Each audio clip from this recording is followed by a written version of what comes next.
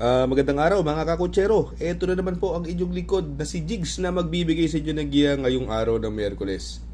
Ngayon po ay April 9 at sineselebrate po natin ang Bataan Day. Kaya ang karera po ngayon, since holiday, ay magsisimula po ng alas 3 ng hapon. Meron po tayo 7 magagandang karera. Uulitin ko po, itong aking giya ay purely review and analysis ko lamang at walang anong information. Simulan na po natin.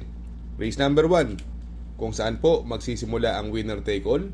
Pilracom rating based handicap system race, class 5, 11 to 15 split. Distance is 1,200 meters at dito po meron po tayong 8 kalahok. Ang karerang ito, kung papansinin natin, no, bagong baba ng group rating base, po ito, no, yung numero 4 ng Ayuda. Papatubayan ng may gamay sa kanya, Eminem Gonzalez. Ang nakakatakot lang ay ang distansya. Dahil mabagal lumundag, pero itong karerang ito sa tingin ko may panalo siya. Sa tingin ko pwedeng magbigay ng magandang laban sa kanya yung Gojigo. Bagong baba rin po ng grupo to. Binigay na po from JB Guerra to RJC Tabor. Ang possible na mangyari dito, pwedeng mauna dyan, yung matulin dyan, yung Golden Silver. Yan po ang mauuna dyan. Sa tingin ko, walang ibang mabilis. Kaya lang, medyo lumakas ang laban niya sa grupong ito. Kaya dito po, itong karerang ito, ang napupusuan ko po dyan, doon pa rin ako sa numero 4 ng Ayuda. Sa tingin ko, pwedeng tumalo. Numero 5, Gojigo. Sa race number 2, kung saan po magsisimula po ang Pick 6, Pilracom rating based handicap system race, class 5, 5 split placer. Distansya po rito ay another 1,200 meters. At ito po ay may 8 kabayong tatakbo. At ito po ay anybody's race. Itong karerang ito, yung numero 1 Tenteng Enteng, no? Binigay na po sa medyo maayos-ayos na hinete kay Charles Reyes, no? Sa tingin ko, may panalo po yan. Magandang deado yan. Bagong baba ng grupo, numero 2, Batang. Sakay po ni Conrad Henson. Pwede pong antabayanan yan. Magandang deado rin po yan. Itong numero 3 sa pendant, galing po sa segundo yan, although magdadala siya rito ng mabigat na timbang na 56.5, no? Baka maging factor yan ng kanyang pagkatalo, yung mabigat na timbang. Ito namang si Queen Margot, no? Binigay na rin kay RJC Tabor from JB Guerra, no? Sa tingin ko, mapapalaban siya rito at ito ang malal niya sa karerang ito. Itong numero 5, Go On Eugene, binigay na po kay Marlon Cañete, no? At yun lang, dinamati po yan. Kaya dito sa race number 2, para sa tingin ko, ang napupusuan ko po dyan, ang pwede magdala ng unahan dyan, yung Tenteng Enteng at saka si Angel's Crown, no? Sa tingin ko naman, kaya naman ni Tenteng Enteng yung karera na to. At medyo mo mais-ais naman na sakay. Sa tingin ko, magandang dihado po yan. Ang tingin ko malalyamado dyan, yung numero 3 na pendant at yung numero 8 Queen Margot, no? Kaya sa race number 2, no? Magtatatlo po ako dyan. Ang napupusuan ko po dyan, numero 8 Queen Margot. Panigundo ko naman po, numero 3 pendant. At isasama ko pong pandeado, baka makasolo ere, numero 1 Tenteng Enteng. Sa race number 3, kung saan naman po magsisimula po ang pick 5, Pilracom rating based handicap system race, class 5, 11 to 15 split. Ang distansya po rito ay muli 1,200 meters. Dito po may 8 kalahok dito, no?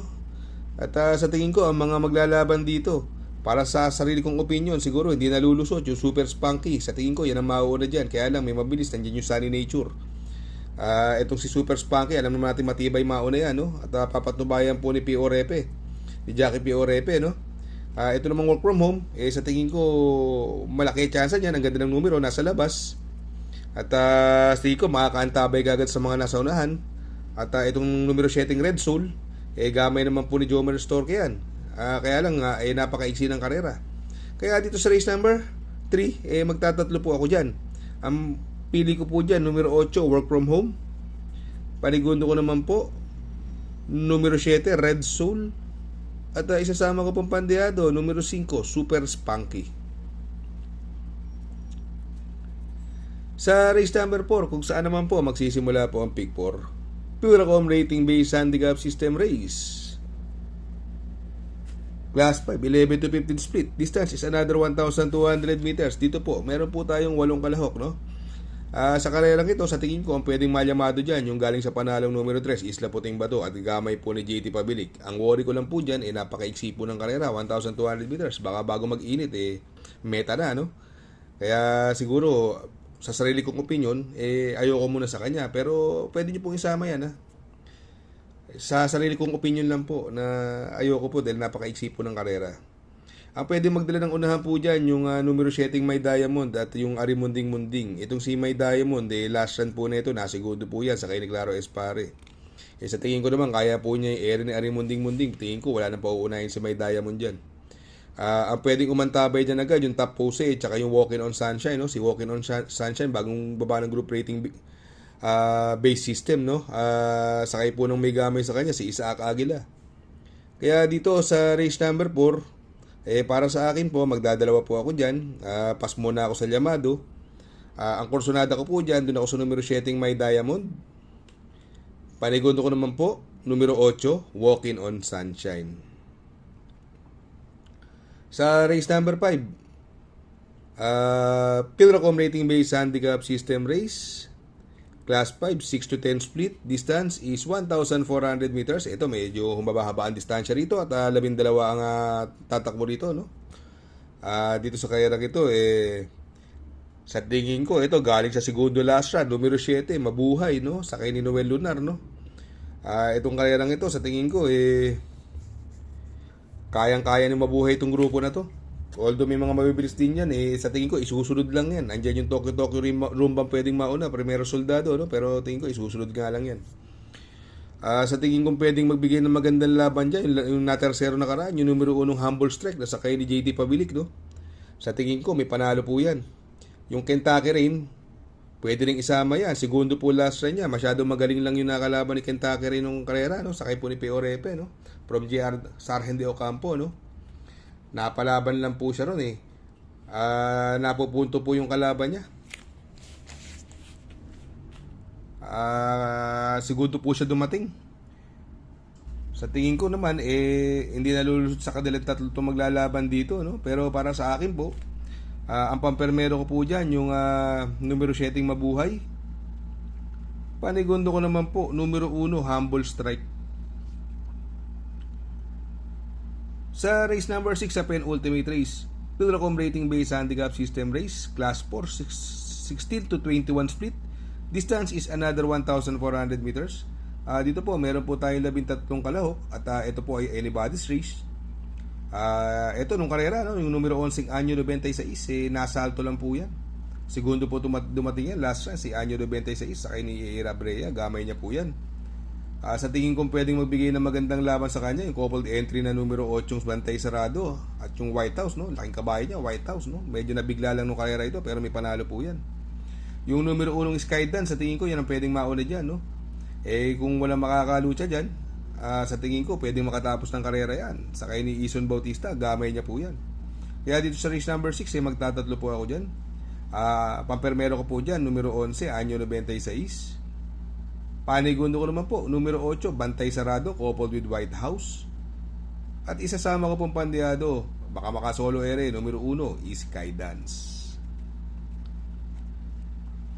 Sa race number 7, sa last and final race, Pilracom Rating Based Handicap System Race, Class 5, 6 to 10 split. Distance is another 1,400 meters. Dito po, meron po tayong 12 kalahok. Dito sa karerang ito, sa tingin ko, another anybody's race po to, no? Marami may panalo dyan, no? Dito baka magkadihaduhan, ha? Kasi si Ann Liburn may mga pwedeng bumuliglig. Andyan yung Don Damiano, no? Baka yan ang bumuliglig sa kanya, no? Siguro maganda mag-protection po kayo dyan, no? Maganda pang protection po dyan sa last race, yung ano, no? Mga dihado rin ng kursonada ko dyan, yung Lucky Fortune, Tanging Ikaw, Sunshine Dew, no? Yan tatlong yan. Yan ang nakikita kong magandang mga dihado dyan. Pero itong karerang ito, since paratingan, magtatatlo uli ako dyan. Ang pampermero ko po, numero 5, Ann Liburn. Panigundo ko naman po, numero 1, Lucky Fortune. At isasama ko pong pandiyado, numero 2, Tanging Ikaw. Shoutout nga pala kay Sir Pax ng Barkadahan OTV.